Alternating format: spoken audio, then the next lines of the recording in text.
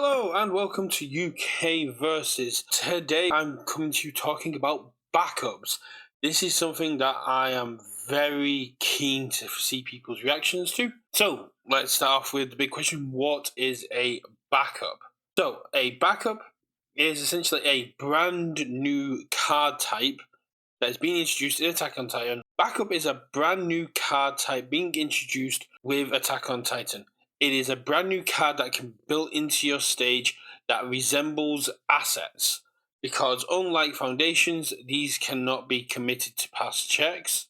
But unlike assets, these are easier to deal with. Backups have a vitality number. Backups come in with a set amount of stamina. You can deplete that stamina through attacks, and the backup itself will reduce its stamina to utilize its abilities. If you've ever been in a game where your opponent has been playing assets and you have not been running asset hate, then you will understand how good backups are. Backups give you a way to interact with these asset-like cards without having to specifically run that kind of counter cards. This is great for people when deck building, because although assets are great, sometimes having to run anti-synergistic cards to deal with assets can throw your deck off a little bit. Backups are a lot more interactable than assets are, but assets aren't going away. We've already seen assets in Attack on Titan. These are not a replacement for assets. When you play an attack, you will now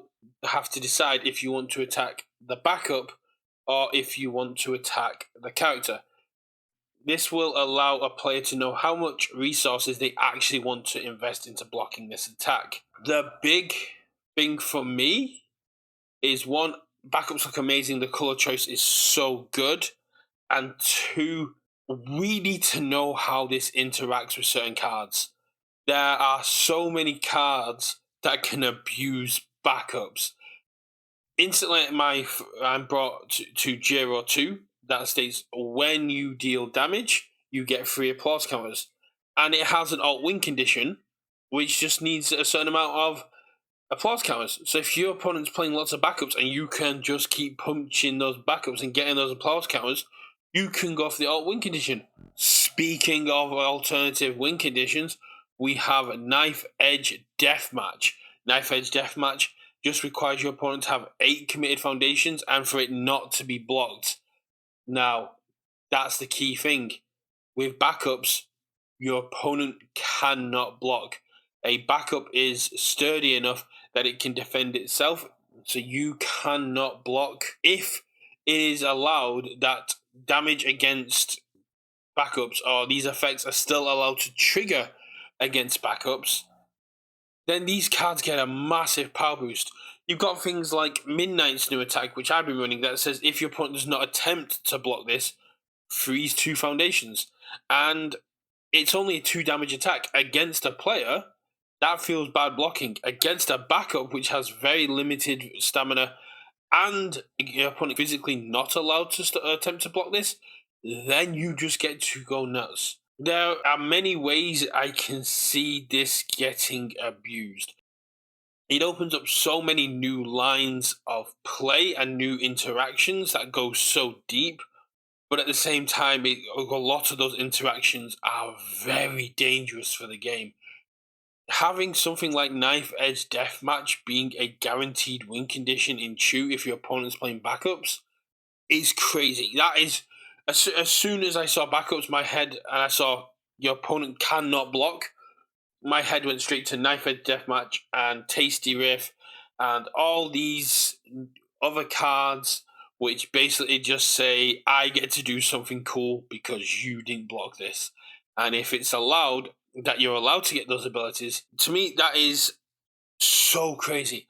Now, I am really excited to see backup. I'm really excited to see how it comes in. We've only seen commons at the minute. I'm sure there's going to be some very powerful backups, and all the backups we've seen are Titans. Maybe that's a theme. We don't know, but that's very interesting to see. But I am really, really excited by the fact that this has come in. It's a very, very cool new permanent that will sit on our stage and will have some very cool interactions. As it stands, in standard, this is a very dangerous thing to have. that we can deal damage to something that we cannot block. That is so scary to me. And I am really worried that if we don't see an FAQ or a rules change that says that these effects don't trigger on a backup, then that can be very easily abused. But at the same time, implementing that kind of rule change is very weird, because how do you onboard new players and tell them, oh yes, you can't block attacks against backups, but all these when not blocked effects do not trigger. Easy one is the damage. You go, oh, it's not damage when it goes to a backup, it's a loss of stamina. Easy, done. But it's the not blocked effects. It is when this attack is not blocked, effects going off. How do you word that in the rules? How do you make that change and make it easy for new players to understand onboarding? In Attack on Titan Spotlight, I don't imagine it's going to be that much of an issue. Although there are some, I think there's a new attack in there that says if it's not blocked, you may clear another attack from your card pool. This video might be completely irrelevant once these rulings come out, but I just want it on people's radar. If these rules aren't changed, this is going to lead to even more complex gameplay, and I am so in on this. I am so hyped for these attacks and for these cards that people had overlooked to now become a lot more playable if backup becomes a big thing. Is something I've loved about this game. Whenever new cards come out, I always go back and look at how viable are old characters, and backup to me just goes, Chu now a lot more meta playable. Jiro 2 was already meta playable. She jumps up. There is a lot of attacks that people had written off, and the argument that myself and Richard had over the new Midnight Ultra Rare, if this ruling stands, it swings in my favor. This is such a good attack. If I can throw it at a backup, deal 2 damage to the backup, and then stun and freeze 2 of my opponent's cards, that becomes such a good utility card. But what do you think about backups? Do you think that they should be allowed to trigger all these effects? Do you think that UVS are not going to let that happen? Let me know what you think the outcome should be for this kind of ruling, because I am on the fence. I think it would be great for the game, but I also think it would be very detrimental to the game in other aspects. So let me know what you, the players, think.